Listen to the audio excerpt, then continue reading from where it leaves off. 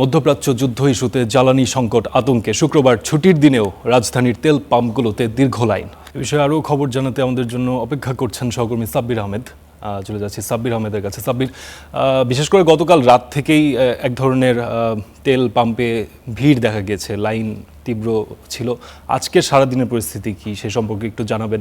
অনেকে শঙ্কা করছেন, যেহেতু বিশেষ করে সামনে ঈদ, যারা ব্যক্তিগত গাড়ি ব্যবহার করেন তাদের মধ্যে এক ধরনের শঙ্কা ছিল।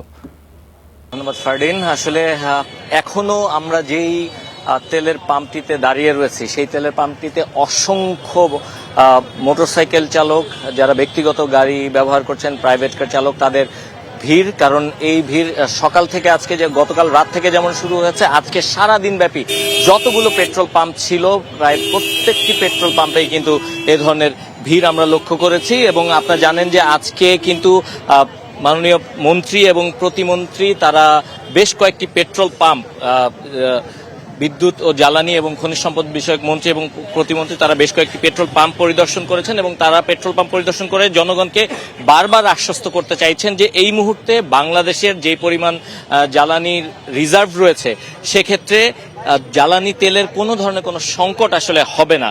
কিন্তু আপনারা জানেন যে গেল শনিবার থেকে ইরান, ইসরায়েল এবং যুক্তরাষ্ট্রের মধ্যে চলমান যে যুদ্ধাবস্থা, সেই যুদ্ধাবস্থার কারণে আসলে সাধারণ মানুষের মনে এই জ্বালানি তেল নিয়ে এক ধরনের সংকট বা তৈরি হবে, সে ধরনের একটি ভীতি কাজ করছে। এবং এই ভীতির কারণে মূলত আসলে প্রত্যেকটি পাম্পে আমরা যেটি দেখেছি যে তাদের প্রচণ্ড পরিমাণ ভিড়, এবং সেই ভিড়ের কারণে অসংখ্য মানুষ ঘন্টার পর ঘন্টা ধরে আসলে অপেক্ষা করছেন।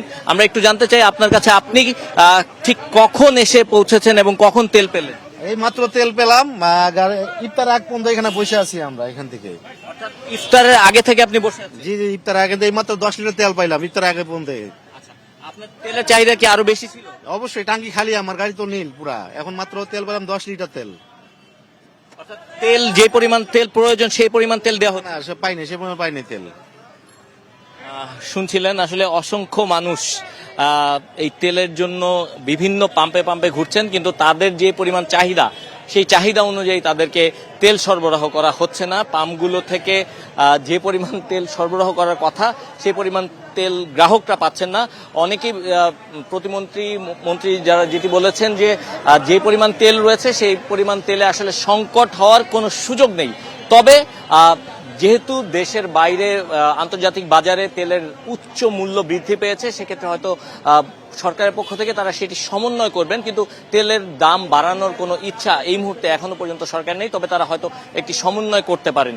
তো দেখতেই পাচ্ছেন, এখনো পর্যন্ত প্রচুর সংখ্যক মানুষ জ্বালানি তেলের জন্য পাম্পগুলোতে অপেক্ষা করছেন, এবং এই মুহূর্তে এই ছিল অন্তত এই পাম্প থেকে সবশেষ চিত্র।